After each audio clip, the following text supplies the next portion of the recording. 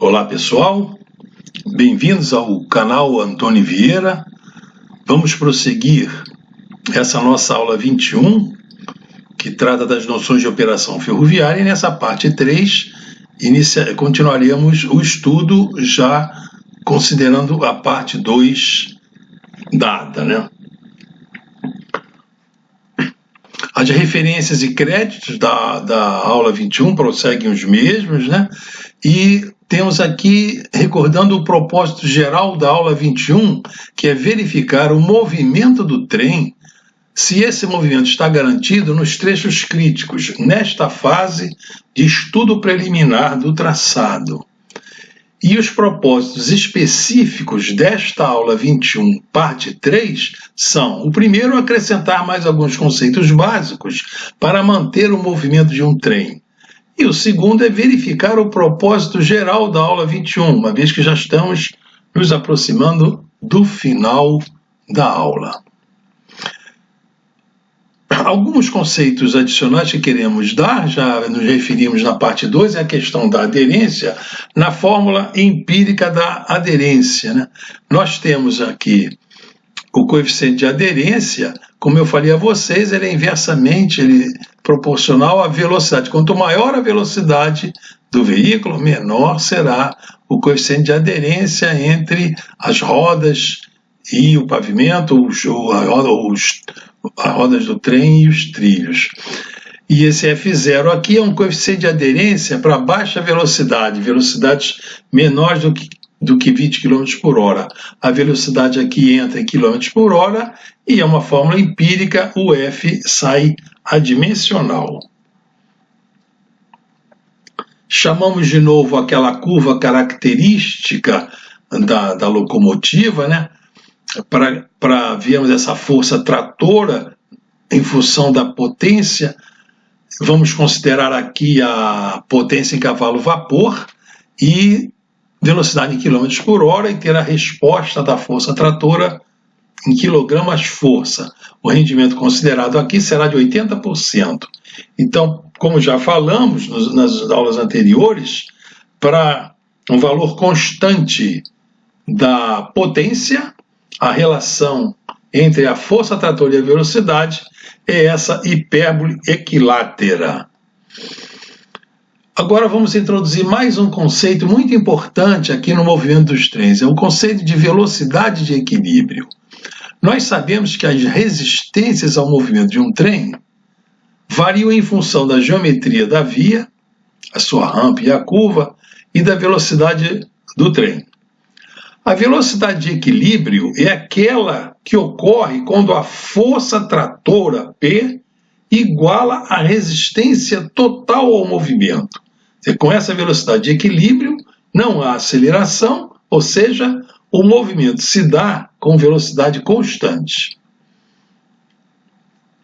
Essa velocidade de equilíbrio, que chamamos aqui de V', ela será então a solução desse sistema de equações, que pode ser resolvido graficamente, considerando a força tratora como a hipérbole equilátera, e aqui em vermelho a resistência, a força resistente total do trem, a resistência normal, a resistência devido à rampa e à curva.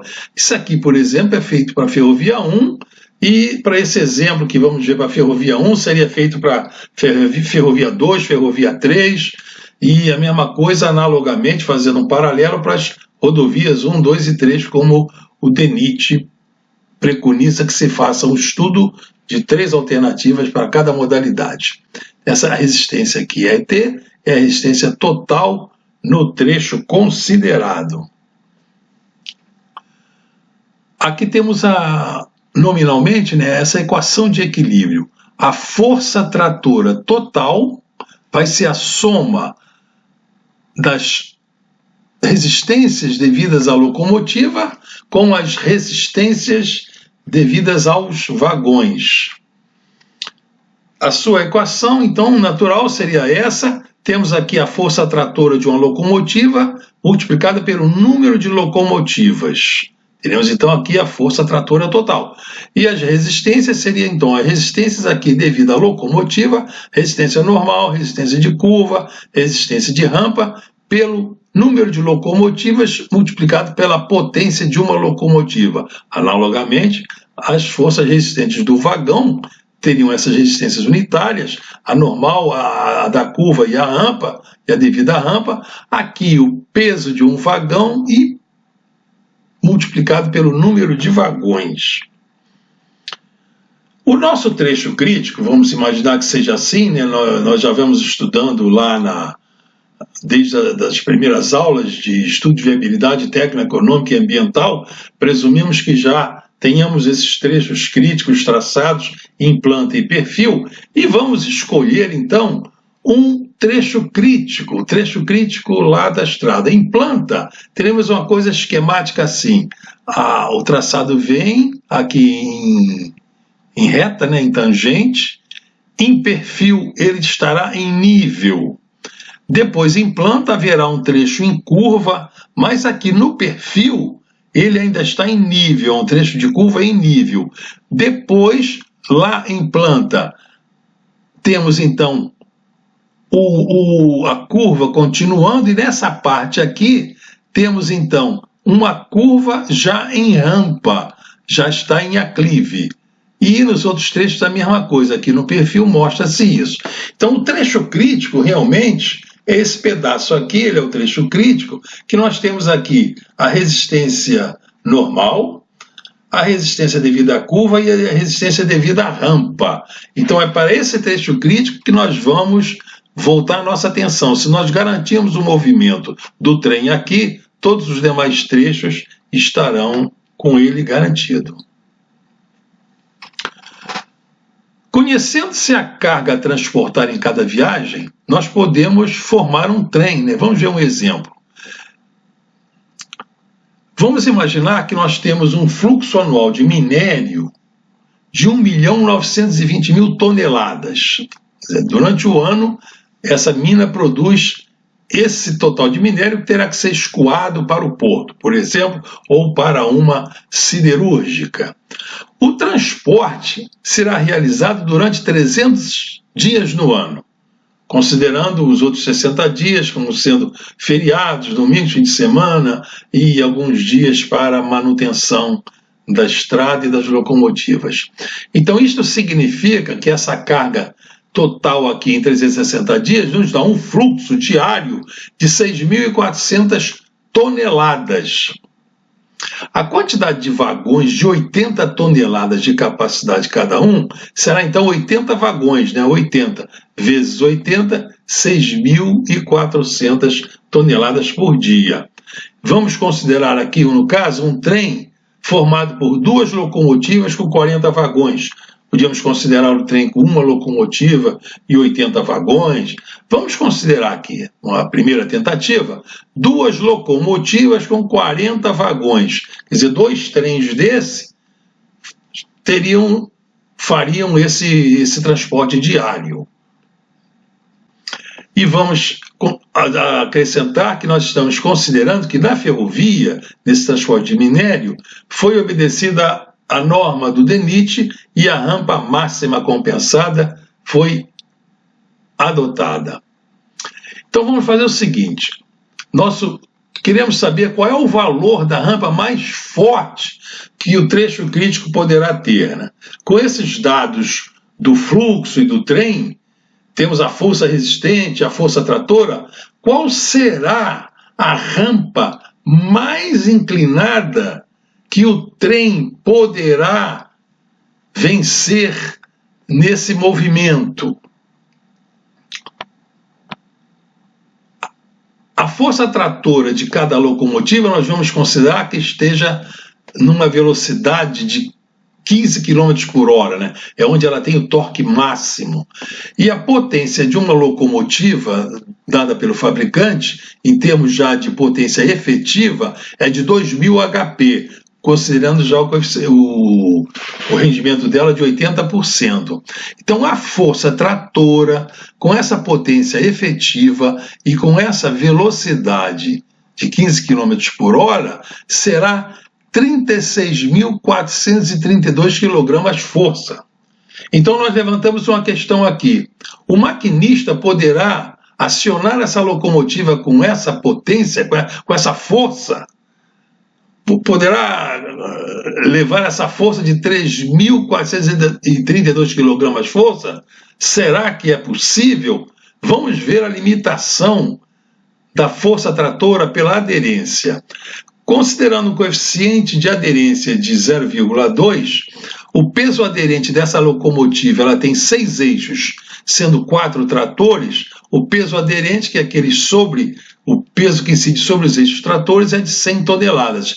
Então a força aderente será o peso aderente pelo coeficiente de atrito, será 100 vezes 0,2, que será 20.000 kg-força. Então não é possível aplicar uma força de 36.432 kg-força, porque a partir de 20.000 kg-força, as rodas do trem vão patinar, as rodas da locomotiva vão patinar e ele não vai produzir o movimento. Então, mais alguns dados finais aqui para resolver o problema. Temos aqui da locomotiva essa classe dela, um BB1, né, 4 eixos tratores e 2 eixos extremos não tratores. A potência dela é 2.000 HP efetiva, o peso da locomotiva são 150 toneladas-força. Esse atrito roda-trilho, o coeficiente de atrito é 0,2, a base rígida do truque 3,5 metros e a bitola 1,60 m. E a área frontal da locomotiva tem 11 metros quadrados. O vagão tem um peso de 80 toneladas-força e tem 4 eixos. Cada vagão tem 4 eixos. A área frontal do vagão são 9,3 metros quadrados. E do traçado nós sabemos que a rampa máxima compensada, imposta por norma, é 0,5%. Então vamos ver as fórmulas a empregar para resolver esse nosso problema. Temos a expressão da força aderente, peso aderente vezes coeficiente de aderência. A força tratora aqui, já vimos, no caso ela será em kg-força, e a potência está considerada em HP e a velocidade em km por hora. A expressão que permite calcular a resistência normal ali da ferrovia é essa equação de segundo grau. A resistência devido à rampa, a resistência unitária, essa resistência normal também é unitária. A resistência devido à rampa é 10 vezes a rampa em porcentagem. Essa locomotiva, pelo dado inicial que temos, ela é diesel-elétrica, então na expressão aqui da resistência normal, o K1 e K2 da locomotiva estão dados aqui. E para o vagão, para calcular a resistência normal do vagão, vamos usar essa própria fórmula de Stevenson, e o coeficiente K1 e K2 será esse. A resistência à curva, se quisermos calcular aqui pela fórmula de Brica, é essa, e se quisermos calcular pela fórmula de Stevenson, a resistência à curva é essa. Podemos calcular das duas maneiras e adotar o pior caso para a solução do problema. B é bitola, maiúsculo B é a base rígida, 3,80. A equação de equilíbrio é essa. Já vimos anteriormente a força tratora, com o número de locomotivas e a locomotiva, e aqui as forças resistentes devido à locomotiva pelas resistências unitárias, normal, de curva e de rampa. E aqui as forças resistentes do vagão, número de vagões pelo peso do vagão, e as resistências unitárias, a normal, a de curva e a de rampa. Então a solução de equilíbrio então seria dada por essa equação. Ela tem que ser valorizada para que nós cheguemos a uma conclusão. Limitação pela aderência, já vimos que é 20.000 kg-força, e o esforço trator, então, para as duas locomotivas será 40.000 kg-força. Essa é a equação de equilíbrio, novamente. Temos duas locomotivas, temos 40 vagões. A força para cada locomotiva são 20.000 kg-força, e o peso de cada locomotiva 150 toneladas, e peso de cada vagão 80 toneladas. Então, o resuminho feito aí. Vamos continuar com a solução do problema. Então, essa 2 vezes a força tratora de cada locomotiva será, então, a resistência da locomotiva será 2 vezes o peso da locomotiva e suas resistências normal, de curva e rampa, analogamente às do vagão. A resistência da locomotiva, para calcular essa resistência, teremos aqui o peso por eixo. O peso da locomotiva são 150 toneladas, ela tem 6 eixos, então temos 25 toneladas por eixo. A velocidade que estamos considerando é essa velocidade de 15 km por hora, e temos aqui a área da ascensão transversal da locomotiva com o número de eixos 6. Aqui a expressão da resistência normal, que, valorizando-se todos esses dados e os dados no slide anterior de K1 e K2, temos que a resistência normal é de 1,39 kgfm por tonelada. Agora temos então aqui essas resistências da locomotiva, resumidas. A resistência normal, vimos agora calculando, é 1,39 kg por tonelada. A resistência da curva é nula, 0 kg por tonelada, porque foi adotado o conceito de rampa máxima compensada. Se não fosse adotado, calcularia-se a resistência unitária da rampa pela expressão de Plica ou de Stevenson. E a resistência devida à rampa são 10 vezes I. No caso aqui, o I é incógnita. Aí, esse I que queremos saber, que rampa máxima aquele trecho crítico poderá ter associado a essas condições do problema. Então temos aqui a equação valorizada, todas essas resistências das locomotivas colocadas aqui, e aqui 2 vezes as locomotivas, e aqui a força tratora. Temos aqui, no caso, falta calcular as forças resistentes do vagão.